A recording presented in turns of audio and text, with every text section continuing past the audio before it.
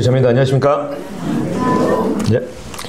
네, 오늘 요한계시록 강의 이제 16번째 시간이 되겠습니다. 오늘은 10장 전체를 이렇게 강의하도록 하겠습니다. 10장 총 11절로 이렇게 이루어져 있는데요.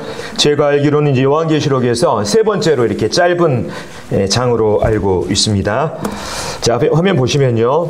자, 요한계시록은 하나님께서 악인들을 심판하시고 또 의인들에게 궁극적인 승리를 가져다 주심으로 말미암아 최종적으로는 그분이 통치하시는 한 나라를 세우시는 이 한편의 역사 대하 드라마로 이렇게 전개가 되고 있습니다.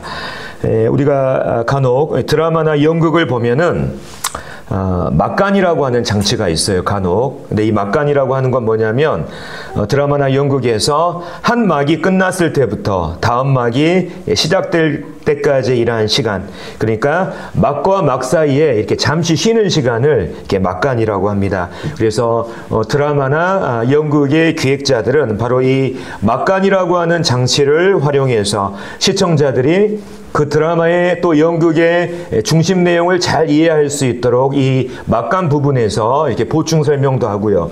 그 다음에 시청자들이 더 집중할 수 있도록 시청자들의 주의를 환기시키는 것을 보게 됩니다. 이 요한계시록이라고 하는 대하 드라마도 마찬가지입니다.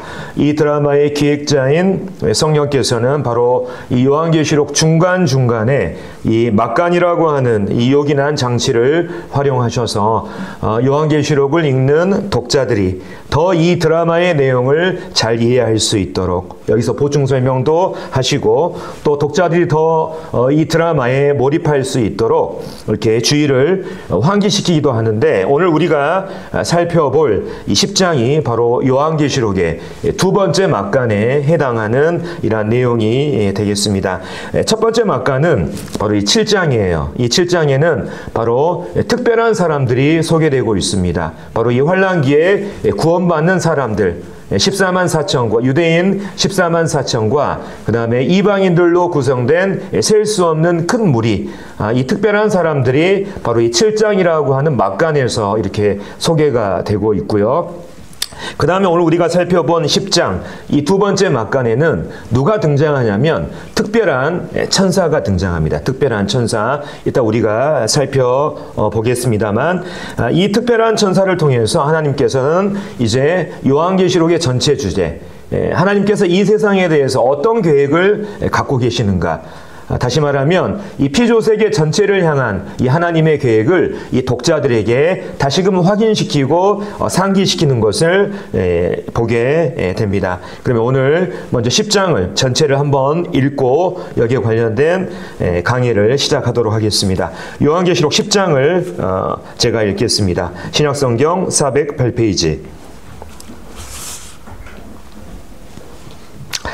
10장 1절. 내가 또 보니 힘센 다른 천사가 구름을 입고 하늘에서 내려오는데 그 머리 위에 무지개가 있고 그 얼굴은 해 같고 그 발은 불기둥 같으며 그 손에는 펴놓인 작은 두루마리를 들고 그 오른발은 바다를 밟고 왼발은 땅을 밟고 사자가 부르짖는 것 같이 큰 소리로 외치니 그가 외칠 때에 일곱 우레가 그 소리를 내어 말하더라. 일곱 우레가 말을 할 때에 내가 기록하려고 하다가 곧 들으니 하늘에서 소리가 나서 말하기를 일곱 우레가 말한 것을 임봉하고 기록하지 말라 하더라. 내가 본 바 바다와 땅을 밟고 서 있는 천사가 하늘을 향하여 오른손을 들고 세세토록 살아계시니 곧 하늘과 그 가운데에 있는 물건이며 땅과 그 가운데에 있는 물건이며 바다와 그 가운데에 있는 물건을 창조하신 이를 가리켜 맹세하여 이르되 지체하지 아니하리니 일곱째 천사가 소리내는 날 그의 나팔을 불려고 할 때에 하나님이 그의 종 선지자들에게 전하신 복음과 같이 하나님의 그 비밀이 이루어지리라 하더라. 하늘에서 나서 내게 들리던 음성이 또 내게 말하여 이르되 네가 가서 바다와 땅을 밟고 서 있는 천사의 손에 펴놓인 두루마리를 가지라 하기로 내가 천사에게 나아가 작은 두루마리를 달라 한즉 천사가 이르되 갖다 먹어버리라. 네 배에는 쓰나 네 입에는 꿀같이 달리라 하거늘 내가 천사의 손에서 작은 두루마리를 갖다 먹어버리니 내 입에는 꿀같이 다나 먹은 후에 내 배에서는 쓰게 되더라. 그가 내게 말하기를 네가 많은 백성과 나라와 방언과 임금에게 다시 애언하여야 하리라 하더라. 자, 10장 말씀을 한번 쭉 전체적으로 읽었습니다. 자, 앞선 9장의 말씀 이렇게 다들 기억하시는지 모르겠습니다. 자, 앞선 9장의 이 나팔의 심판을 통해서 요한은 무적행에서 나온 이 귀신의 무리들로 인해서 사람들이 유례없는 공격을 당하고 뿐만 아니라 유프라테스 강에 결박된 이 죽음의 네 천사가 이끄는 이 악령의 군대들에 의해서 인류의 3분의 1이 정해진 날과 시에 몰살당하는 이러한 이 광경을 요한이 목격했죠. 그래서 그 끔찍한 광경과 그리고 사람들의 그 울부짖는 소리가 아마 요한의 귀에 생생했을 것입니다. 근데 갑자기 이 드라마의 무대에 우리가 10장 1절에 나오는 것처럼 힘센 천사 하나가 등장합니다. 여기 10장 1절부터 3절까지 보면 요한이 본 이 힘센 천사는 아주 굉장한 용모를 가지고 있었습니다. 그래서 우리가 이 말씀을 읽고 이 천사의 이 용모, 이 외모를 정리하면 이렇습니다. 아마 이 천사가 가진 이 너무나 대단한 이 용모로 인해서 요한이 바로 힘센이라고 하는 이러한 수식어를 붙였는지도 모르겠습니다. 다른 성경에서는 이 강력한이라고 하는 이러한 표현을 쓰는 것을 보게 되는데 이 천사의 용모를 살피자면 이 천사는 구름을 입었습니다. 뿐만 아니라 머리에 무지개가 있고요. 그 다음에 그 얼굴은 해같이 빛나고 또 그 발은 불기둥 같으며 또 뿐만 아니라 그 손에 펴놓인 작은 두루마리를 들고 있었습니다. 뿐만 아니라 그의 오른발은 바다를 밟고 그의 왼발은 땅을 밟은 상태에서 사자와 같은 큰 소리로 외치고 있었습니다. 그러니까 이 말씀을 보면 이 천사의 보폭을 생각해 보면 오른발은 바다를 밟고 있는데 왼발은 땅을 밟고 있다고 한다면 이 천사의 보폭을 생각하면 요한이 본 이 천사의 그 위엄과 그 대단한 용모, 이 천사의 모습이 얼마나 이렇게 대단했는가를 짐작할 수가 우리가 있지 않습니까? 특별히 이제 이 요한이 여기서 본 천사가 과연 누구냐? 여기에 대해서는 크게 두 가지 견해가 있습니다. 그래서 이 부분을 말씀을 드리겠습니다. 대부분의 주석가들은 요한이 본 힘센 천사를 바로 그리스도로 보고 있습니다. 여기서 설명하는 이 천사의 모습이 너무나 그리스도를 연상하게 한다는 거예요. 그래서 이 천사가 구름을 입었다고 지금 기록이 되어 있는데 바로 구름과 함께 승천하시고 장차 구름과 함께 오실 그리스도를 연상하게 한다는 것입니다. 뿐만 아니라 이 천사의 머리 위에 무지개가 있었죠. 근데 요한계시록에 우리가 앞서 무지개를 우리가 발견할 수가 있습니다. 4장에 보면 바로 하나님의 그 보좌에 무지개가 둘렸다고 하는 이 표현을 우리가 발견할 수 있고요. 뿐만 아니라 이 천사의 얼굴이 해 같다고, 하늘에 비치는 이 해와 같다고 기록하고 있는데 요한이 1장에서 그리스도의 이 모습, 그분의 얼굴을 표현할 때 어떤 표현을 쓰냐면 그분의 얼굴은 해가 힘있게 비치는 것 같더라 하는 이런 표현을 쓰는 것을 보게 됩니다. 뿐만 아니라 이 천사가 작은 두루마리를, 손에 펼쳐진 작은 두루마리를 가지고 있었잖아요. 5장에 보면 예수님께서 보좌에 앉으신 하나님의 그 오른손에 있는 그 두루마리를 취하는 것을 우리가 보게 되죠. 뿐만 아니라 이 천사의 발은 불기둥과 같다고 이렇게 표현을 하고 있습니다.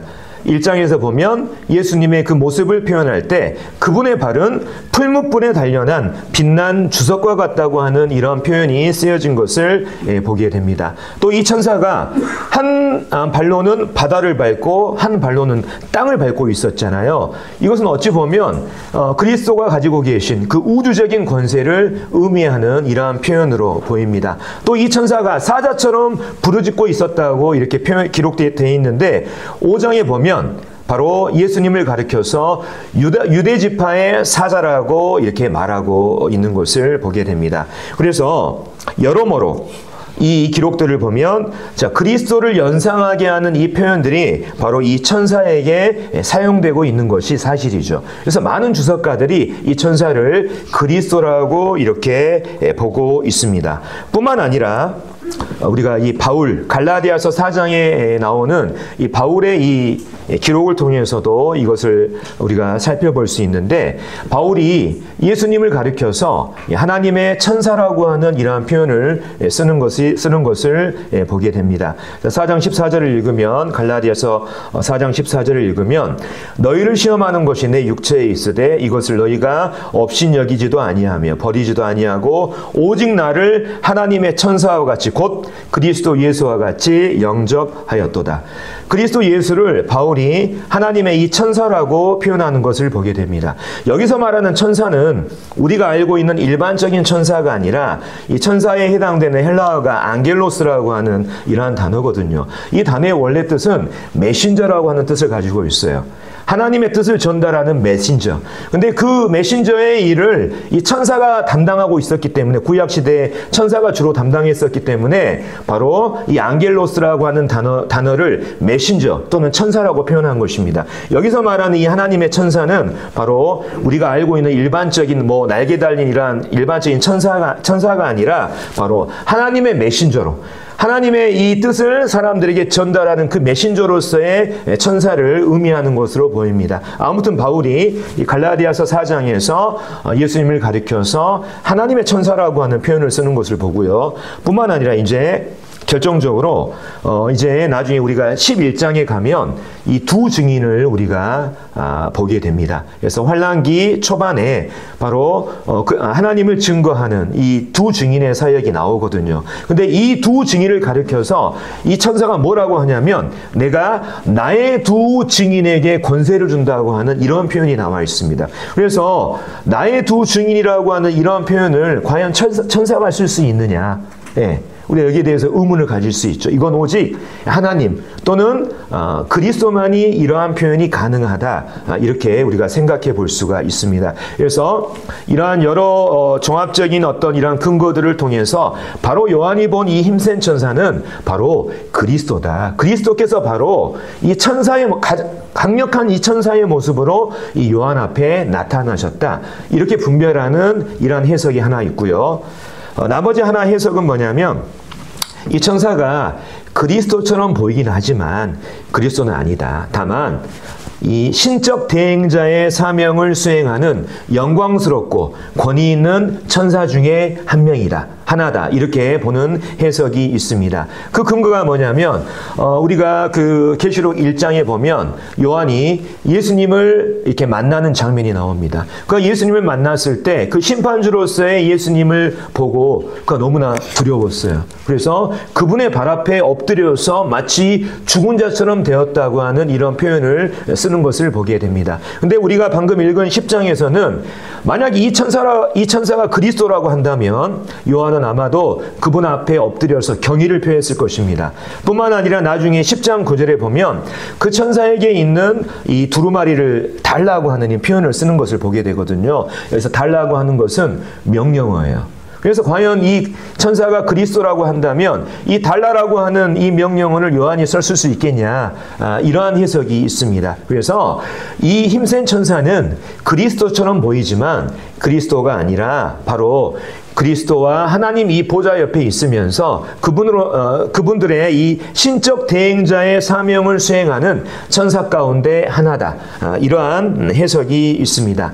그래서 어떠한 해석이 맞다 이렇게 확실히 말할 수 없고, 또 뿐만 아니라 이 천사가 예수 그리스도라고 우리가 단정지어서 말할 수는 없지만 이 천사가 바로 그리스도와 같은 신적 권위를 가지고 있다고 하는 이 부분에 대해서는 어느 누구도 부인할 수가 없을 것 같습니다. 그래서 이 천사의 정체에 대해서 그게 이 두 가지 해석이 있다고 하는 이런 부분들을 우리 성도님들께서 이렇게 알고 계시면 좋겠습니다. 자, 뿐만 아니라 이 천사의 손에 뭐가 있었냐면 펴놓은 작은 두루마리가 이 천사의 손에 있었다고 기록이 되어 있습니다. 이 천사의 손에 있는 이 펴놓은 작은 두루마리는 바로 5장에 기록된 그 하나님의 그 오른손에 있는 7봉인으로 봉인된 그 두루마리와 연관이 있어 보입니다. 이 하나님의 저희가 5장에서 이 부분을 살펴봤는데, 그 하나님의 오른손에 있는 그 두루마리가 과연 어떤 두루마리냐? 그 두루마리는 바로 이 세상에 대한 심판을 시작으로 최종적으로는 그리스도께서 온 세상에 대한 이 권세를 상속받는 것까지 바로 이 세상에 대한 하나님의 그 주권적인 계획이 담긴 이 문서라고 하는 부분을 우리가 5장 강해를 통해서 살펴봤습니다. 그래서 5장에서 바로 그리스도께서 하나님의 오른손에 있는 그 두루마리를 취하시죠. 그리고 6장에서 바로 그 두루마리에 있는 인봉을 하나씩 떼시면서 6장에서 뭐가 시작됩니까? 7인의 심판이 시작됩니다. 그리고 7인의 심판까지 전부 다 마쳤죠. 그러면 바로 이 인이 다 떼짐으로 말미암아 이 두루마리는 펼쳐지게 되었을 것입니다. 근데 이 두루마리가 바로 예수 그리스도 또는 예수 그리스도와 같은 신적 권위를 가진 바로 이 천사의 손에 놓여 있습니다. 그래서 이 천사의 손에 놓인 이 작은 두루마리는 바로 아직 지금까지 이제 많은 심판이 집행되었지만 아직 이 땅에 남은 심판에 관한 그 하나님의 계획이 담긴 이런 문서라고 볼 수가 있습니다. 왜 우리가 이렇게 이해할 수 있냐? 나중에 우리가 10장 뒷부분을 보면 요한에게 이것을 갖다 먹어버리고 그 다음에 세상 백성과 나라와 방언에 다시 이것을 애언해야 된다고 얘기하고 있습니다. 다시 말하면 요한이 다시 이것을 하나님의 뜻을 알아서 많은 사람들에게 그 하나님의 이 뜻에 대해서 심판에 관한 이런 메시지를 전달하라고 하는 이런 것들을 보면 바로 이 천사의 손에 놓인 이 펴놓은 작은 두루마리 안에는 바로 이제 아직 집행되지 않은 남아있는 이 심판의 내용들이 기록됐다고 하는 이런 부분들을 우리가 짐작할 수가 있는 것이죠.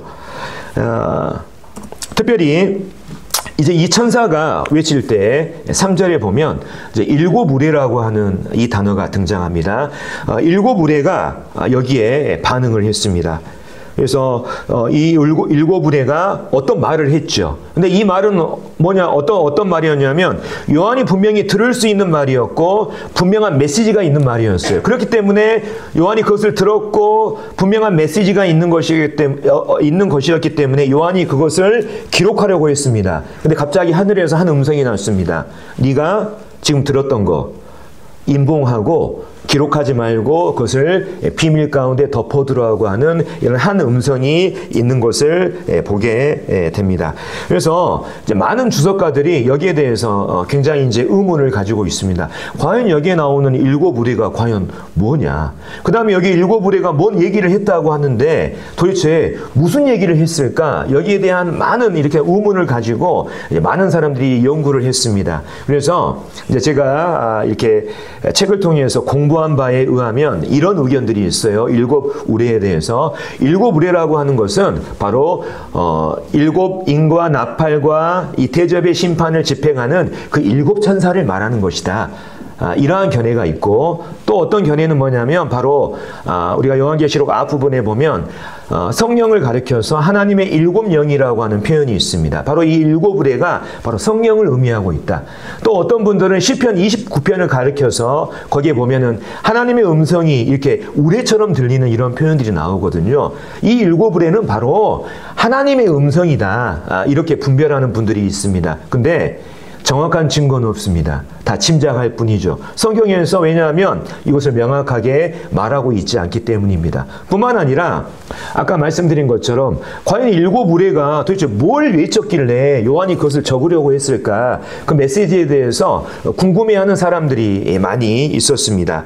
그래서 어떤 사람들 가운데서는 이런 의견을 제시하는 사람이 있어요. 바로 이 7우레의 외침은 바로 7재앙의 심판이다. 그러니까 우리가 요한계시록에 보면 7인의 심판이 있고 7나팔의 심판이 있고 7대접의 심판이 있는데 7우레라고 하는 것은 바로 7우레의 심판을 말하는 것이다. 근데 하나님께서 왜 그것을 기록하지 말라고 했냐?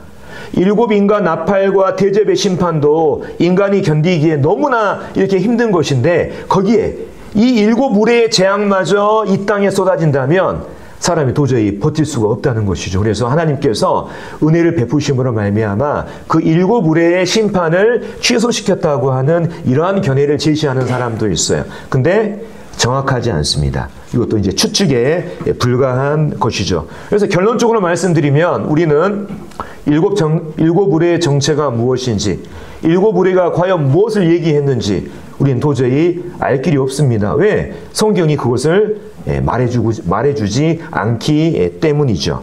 그래서 나중에 우리가 하늘나라에 가면 우리가 이것을 알게 될 것입니다. 하지만 이 땅에서 우리가 하나님께서 이걸 비밀로 덮어두셨고 요한에게 기록하지 말라고 이렇게 말씀하셨잖아요. 그래서 하나님의 그 주권을 인정하고 우린 여기서 멈추는 것이 우리에게 안전하다는 이러한 생각을 해보게 됩니다. 근데 문제는 이단들은 여기에서 끝나지 않아요.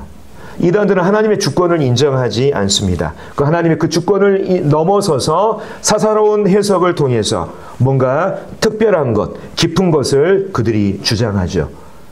특별히 이 세상 그 어떤 사람도 그 어떤 단체도 요한계시록을 정확하게 완벽하게 해석할 수 있는 사람은 그 어떤 사람도 없습니다. 제가 하는 이 강해도 또 제가 하는 이러한 해석도 자매님들 정확하지 않을 수 있어요. 왜냐하면 저도 실력이 부족하니까 항상 책을 보고 연구해서 거기에 대한 부분들을 제가 소개하지 않습니까? 제가 하는 강해도 완벽한 강해가 아닙니다. 그래서 항상 이 요한계시록에 대해서 현재 자매님들 완벽하고 정확한 해석은 없다고 하는 것을 꼭 명심하시기 바랍니다. 근데 우리 주변에 이 요한계시록을 통달했다 하고 이것을 완벽하고 정확하게 해석했다고 하는 사람들이 있을 수 있어요. 우리는 그런 사람들을 조심해야 되는 것입니다. 그러한 사람은 이단으로 인식하고 빨리 거기에서 나오는 것이 우리 신앙에 이롭다고 하는 이런 부분들을 말씀드리고 우리가 성경을 해석하는 이러한 부분에 있어서도 하나님의 주권을 넘어서서 우리가 사사로이 해석하는 이러한 부분들은 우리가 조심할 필요가 있다고 하는 이런 생각을 해보게 됩니다. 자, 이 다음 구절에 보면 이제 이 천사가 맹세를 하는 장면이 나오거든요. 보통 사람들이 맹세를 할 때 이렇게 오른손을 들고 맹세하잖아요. 이 천사도 사람이 맹세하는 것처럼 이렇게 맹세하는 장면을 우리가 볼 수가 있는데 제가 한번 읽겠습니다. 내가 본 바다와 땅을 밟고 서 있는 천사가 하늘을 향하여 오른손을 들고 세세토록 살아계시니 곧 하늘과 그 가운데에 있는 물건이며 땅과 그 가운데에 있는 물건이며 바다와 그 가운데 있는 물건을 창조하신 이를 가리켜 맹세하여 이르되 지체하지 아니하시리니 일곱째 천사가 소리내는 날 그의 나팔을 불려고 할 때에 하나님이 그의 종 선지자들에게 전하신 복음과 같이 하나님의 그 비밀이 이루어지리라 하더라. 자, 사람이 손을 들어서 맹세하는 것처럼 바로 이 힘센 천사도 오른손을 들고 세세토록 살아계신 이 하나님 앞에서 맹세했습니다. 그 맹세의 내용은 뭐냐면 이제 하나님께서 창세전부터 가지고 계셨던 그분의 이 계획이 지체 없이 이루어질 것이고 특별히 일곱 번째 천사가 이 나팔 소리를 내는 그때 바로 하나님께서 그 종 선지자들에게 말씀하신 그 복음과 같이 하나님의 모든 비밀이 이루어진다고 하는 이 강력한 선포를 하는 것을 보게 됩니다. 여기에 보면 이 복음이라고 하는 말이 나옵니다. 여기 보면 이제 선지자들에게 전하신 복음이라고 하는 단어가 나오는데 여기서 나오는 복음은 우리가 알고 있는 십자가의 복음을 말하는 것이 아니에요. 바로 구약시대부터 하나님께서 계속해서 다니엘과 이사야와 에레미야와 에스겔 같은 선지자들 통해서 구약 성경과 성경 내내 하나님께서 오랫동안 약속하시고 계시해 오셨던 그분의 좋은 소식을 말하는 것입니다. 그 좋은 소식은 뭐냐? 바로 성경의 주제를 말하는 거예요. 이 세상 마지막에 이제 하나님께서 이 세상의 모든 악을 심판하시고 악인을 심판하시고 의인들에게 상을 베푸시고 그리고 하나님의 그 통치가 이루어지는 그 영원한 나라를 하나님께서 세우신다고 하는 바로 이 성경의 주제가 바로 이제 곧 이루어진다고 하는 이 선포를 이 힘센 천사가 맹세를 통해서 하고 있는 것을 보게 됩니다. 그래서 우리가 그때가 되면 모든 이 악이 하나님의 그 통치에 의해서 공의로 이렇게 심판되는 것을 우리가 보면서 모든 피조물들의 이 탄식이 마감되고, 뿐만 아니라 왜 하나님께서 그동안 이 세상의 악에 대해서 침묵하셨는지 더 이상 의문을 제기하지 못할 것입니다. 그때가 되면 모든 비밀이 풀리는 거예요. 그분의 존재, 얼마나 그분께서 영광스러운 분이셨는지, 또 그분의 계획에 대해서, 그분이 과연 이 피조 세계에 대해서 어떠한 계획을 갖고 계셨는지, 또 그분의 이 침묵에 대해서, 왜 하나님께서는 그동안 이 땅에 있는 인류의 모든 역사의 이 악에 대해서 그동안 침묵하고 계셨는지, 그때가 되면 하나님의 이 모든 비밀들이 풀리게 된다고 하는 이런 부분을 바로 이 힘센 천사가 하나님 앞에서 맹세하고 있는 것을 보게 됩니다. 그리고 이제 이 천사가 아니라 갑자기 하늘에서 한 음성이 들려옵니다. 자, 그 음성이 어떤 얘기를 했는지 이 구절을 통해서 살펴보겠습니다. 자, 하늘에서 나서 내게 들리던 음성이 또 내게 말하여 이르되, 네가 가서 바다와 땅을 밟고 서 있는 천사의 손에 펴놓인 두루마리를 가지라 하기로 내가 천사에게 나아가 작은 두루마리를 달라 한즉 천사가 이르되 갖다 먹어버리라. 네 배에는 쓰나 네 입에는 꿀같이 달리라 하거늘 내가 천사의 손에서 작은 두루마리를 갖다 먹어버리니 내 입에는 꿀같이 다나 먹은 후에 내 배에는 쓰게 되더라. 그가 내게 말하기를 네가 많은 백성과 나라와 방언과 임금에게 다시 애언하여라 하리라 하더라.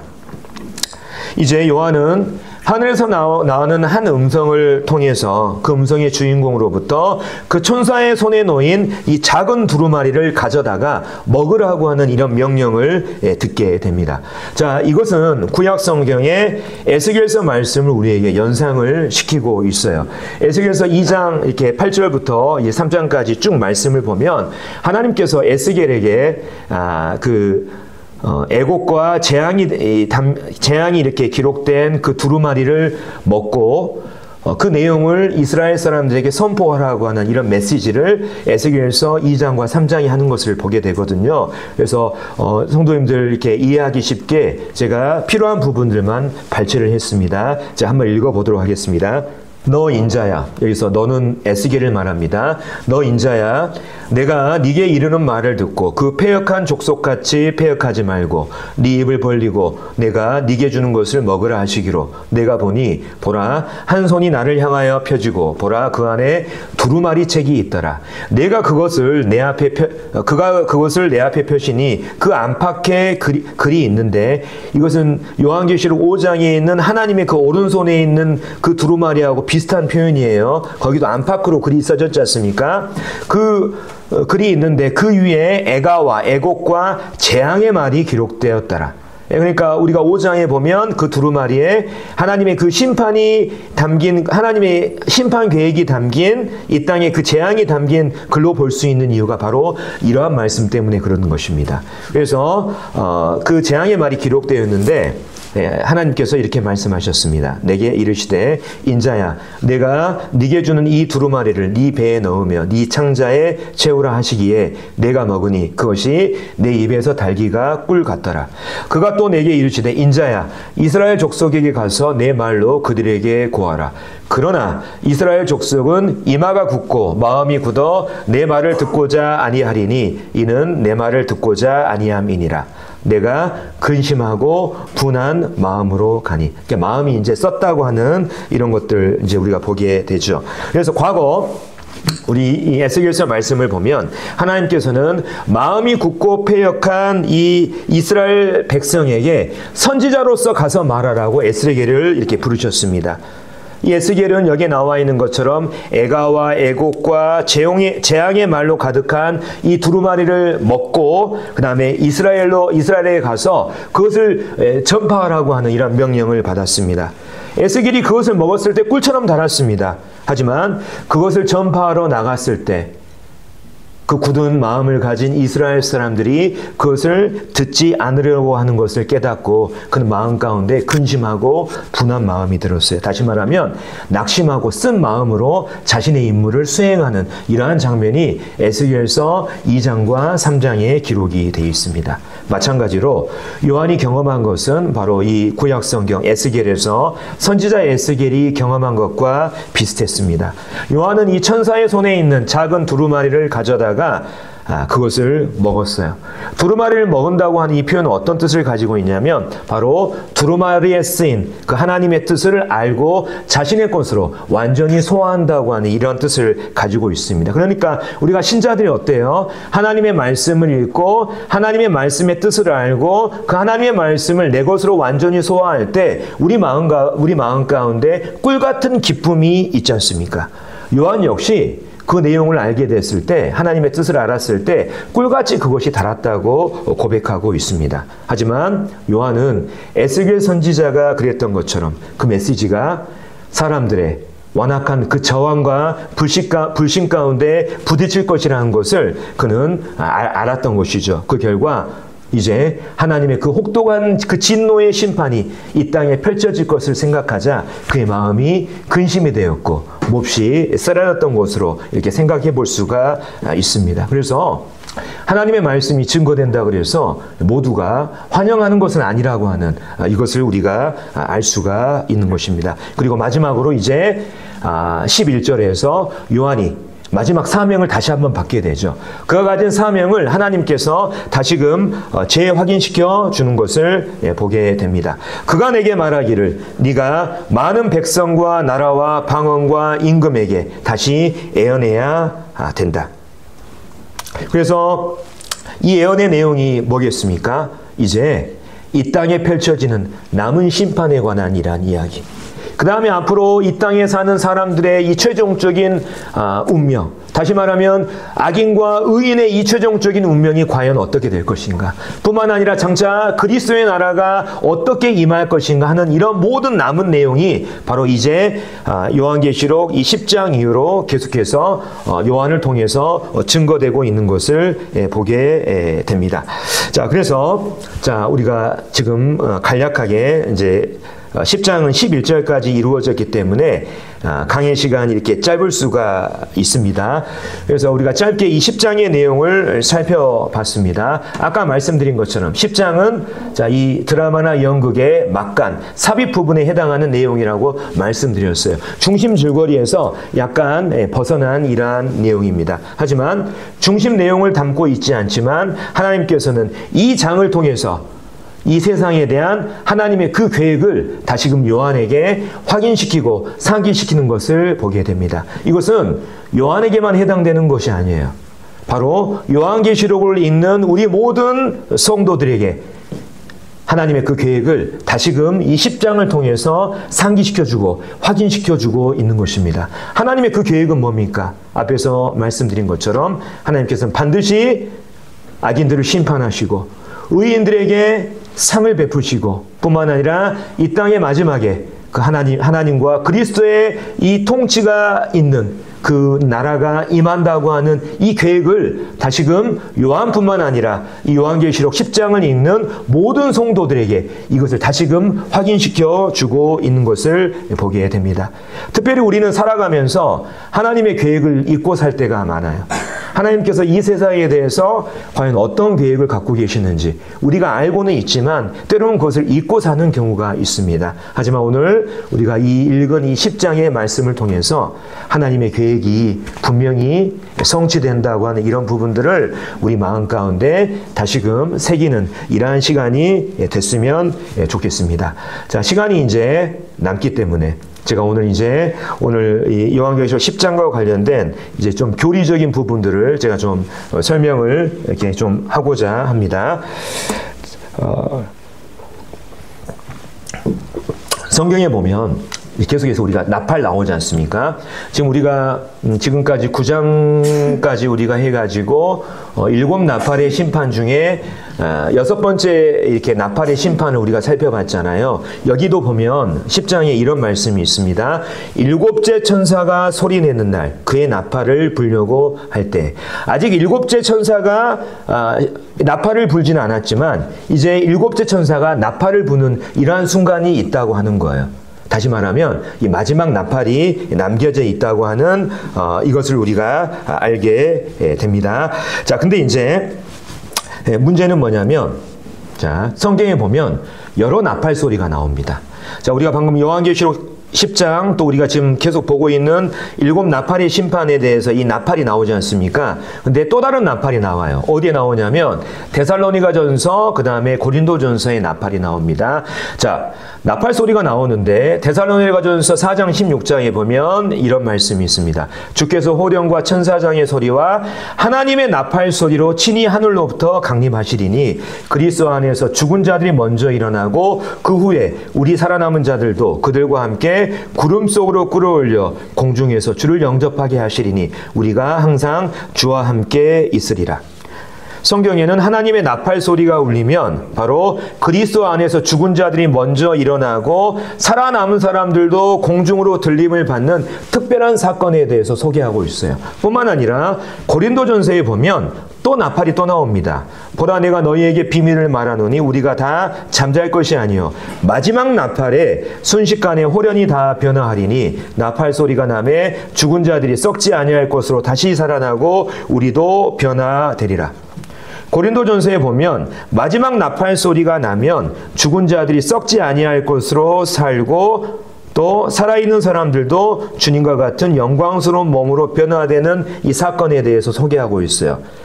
데살로니가전서의 이 나팔 소리와 고린도전서의 이 나팔 소리는 같은 나팔입니다. 근데 문제는 뭐냐면 기독교인들 가운데서는 이런 주장을 하는 사람이 있습니다. 자, 이 계시록에 우리가 지금 계시록을 공부하는데 이 나팔 소리가 나오는데 바로 여기 봐라.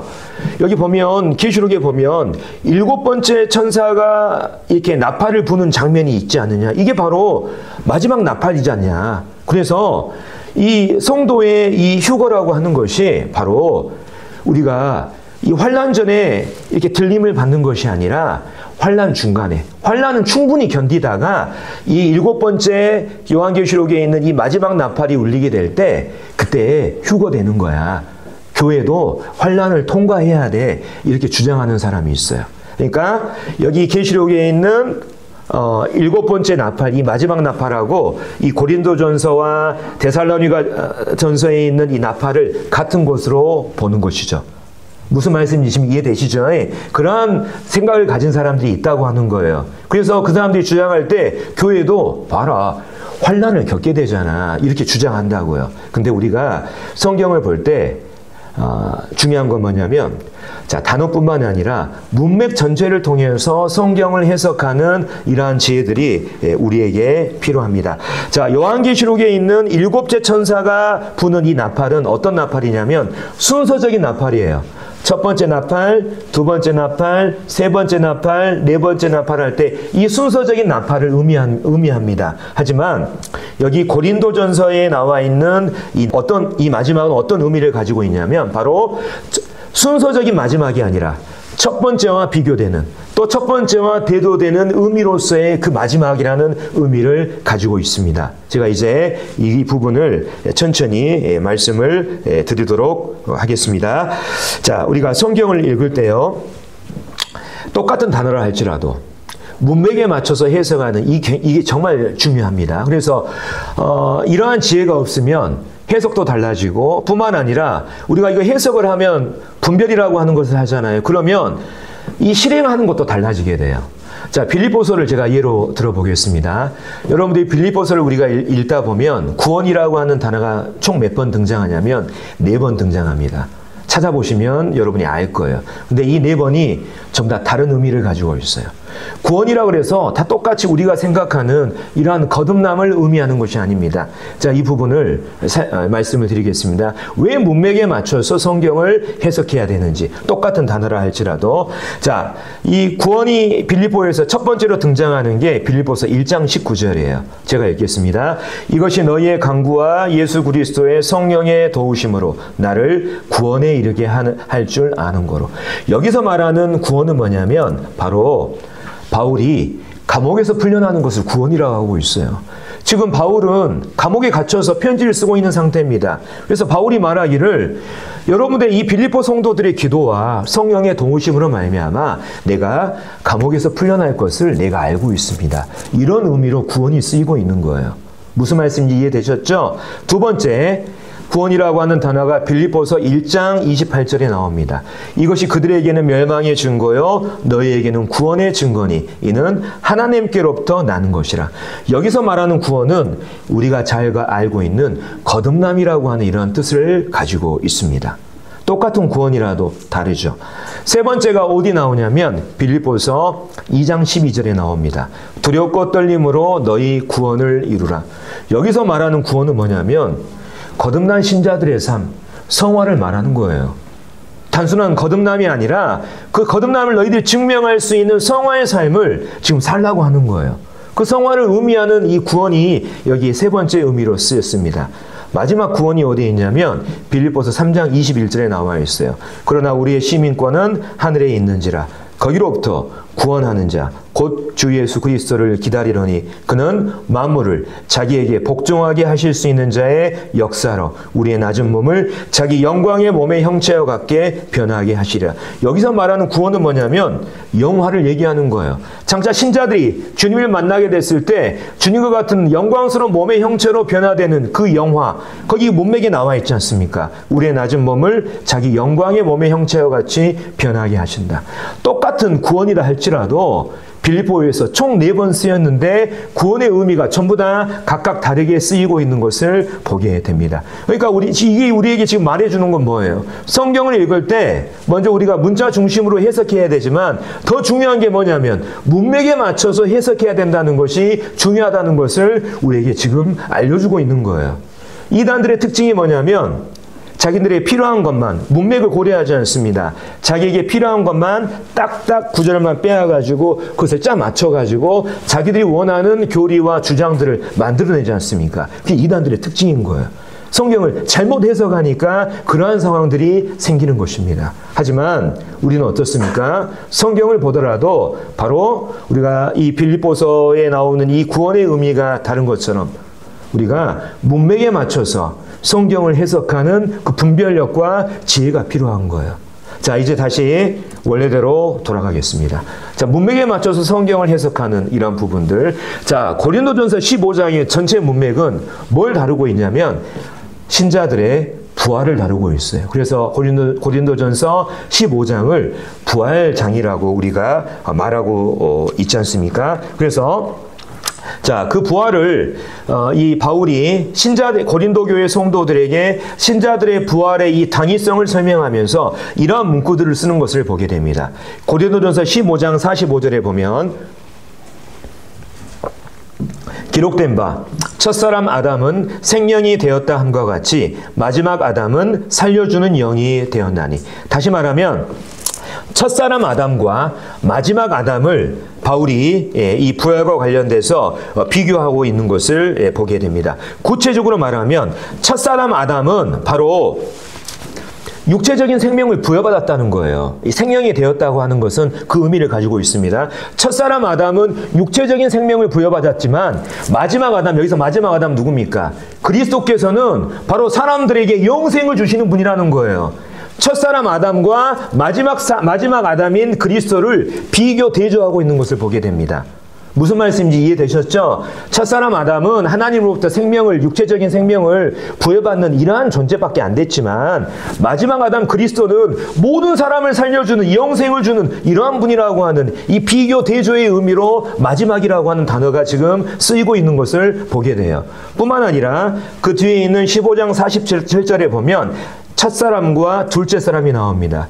여기에 있는 둘째도 순서적인 하나, 둘, 이 둘째가 아니에요. 첫 번째하고 비교되는 그 둘째, 이것을 말하는 것입니다. 첫사람은 땅에서 났으니 흙에 속한 자이거니와. 이 누굽니까? 아담 얘기하지 않습니까? 둘째 사람 누구예요? 그렇죠. 그냥 우리가 순서적인 둘째 사람이라고 하면 아담 다음에 누가 나와야 되나요? 하와가 당연히 나와야겠죠. 근데 우리가 그것이 아니라는 걸 알잖아요. 그래서 둘째 사람은 누구예요? 그리스도를 의미하는 것을 우리가 알지 않습니까?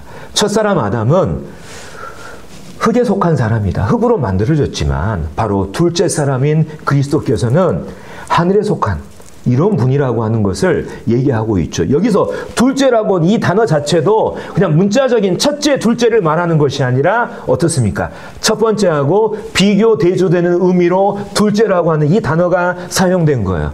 그러니까 우리가 성경을 볼 때 이것들 우리가 생각하면서 해야 된다니까. 이런 분별력들을 가지고. 자, 그래서 이제 이 고린도전서에서 마지막의 의미가 과연 어떠한 의미인지를 우리가 살펴보도록 하겠습니다. 자, 여기 보면 제가 읽겠습니다. 보라, 내가 너희에게 비밀을 말하노니 우리가 다 잠잘 것이 아니요 마지막 나팔의 순식간에 홀연히 다 변화되리니 나팔 소리가 나매 죽은 자들이 썩지 아니할 것으로 살아나고 우리도 변화되리라. 이 마지막 나팔이 이제 어떤 의미를 가지고 있는지 이제 뒤에 쭉 나옵니다. 이 썩을 것이, 이 나팔 소리가 나면 이 썩을 것이 반드시 썩지 아니할 것을 입겠고 이 죽을 것이 죽지 아니함을 입으리로다. 이 썩을 것이 썩지 아니함을 입고 죽을 것이 죽지 아니함을 입을 때에는 사망을 삼키고 이기리라고 기록된 말씀이 이루어지리라. 사망아, 너의 승리가 어디 있느냐? 사망아, 네가 쏘는 것이 어디 있느냐? 사망이 쏘는 것은 죄요, 죄요 권능은 율법이라. 자, 여기서 있는 이 마지막은 아까 말씀드린 것처럼 하나, 둘, 셋 이런 순서적인 마지막이 아니라 바로 어떻습니까? 첫 번째 거와는 비교, 대조되는 마지막이라고 하는 이런 의미를 제가 말씀을 드렸어요. 자, 그렇다고 한다면, 자, 첫 번째 나팔이 언제 울려 퍼졌냐? 우리가 이거 생각해 볼 필요가 있습니다. 자, 성경을 우리가 찾아보면 첫 번째 나팔이 울려 퍼진 때가 있어요. 어디에 기록되어 있냐면 출애굽기 19장에 이게 기록이 되어 있습니다. 언제입니까? 이스라엘 백성들이 시내산에서 하나님을 만날 때.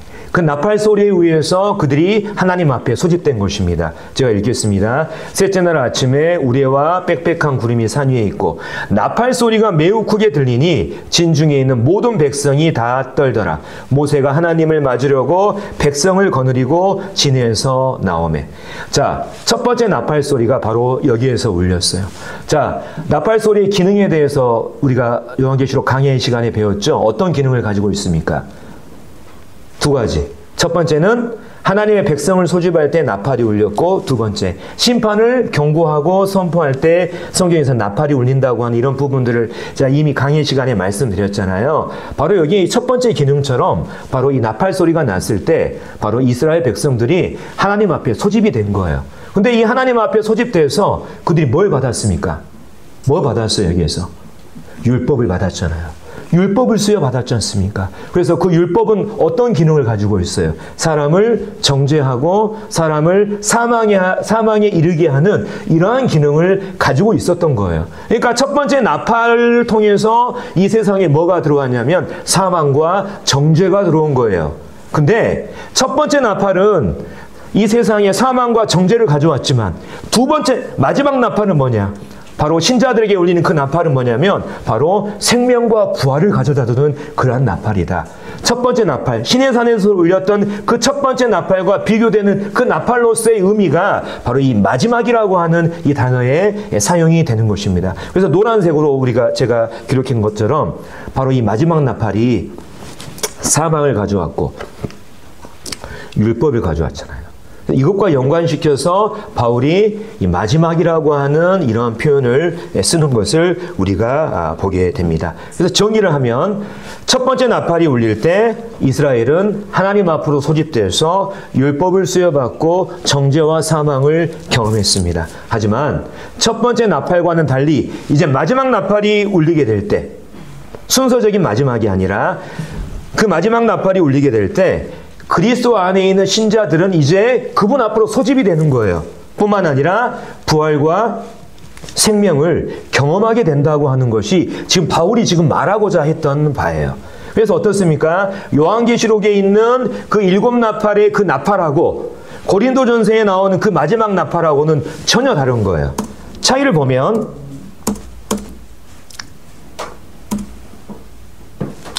고린도전서에서 말하는 이 마지막 나팔은 바로 부활과 생명을 가져다주는 그 나팔 소리입니다. 반면에 7천사가 요한계시록에서 내는 그 나팔은 뭡니까? 장차 7대접의 재앙을 가져다주는 나팔이에요. 완전히 나팔 자체가 틀린 거예요. 그러니까 어떤 사람들이 말하는 것처럼 봐라, 나팔 소리가 나면 휴거된다 그랬잖아. 그러니까 계시록에서 7 나팔 소리가 울릴 때 교회도 휴거되는 거야. 이 말씀처럼. 그러니까 교회도 환난을 통과해야 돼. 이건 뭡니까? 성경의 문맥을 완전 무시한 잘못된 해석이란 것을 우리가 알게 되는 것이죠. 그래서 우리가 똑같은 단어를 할지라도 문맥에 따라서 의미가 달라진다고 하는 이런 부분들을 우리가 생각해야 되고, 뿐만 아니라 우리는 항상 성경을 읽을 때 그걸 생각해야 되는 거예요.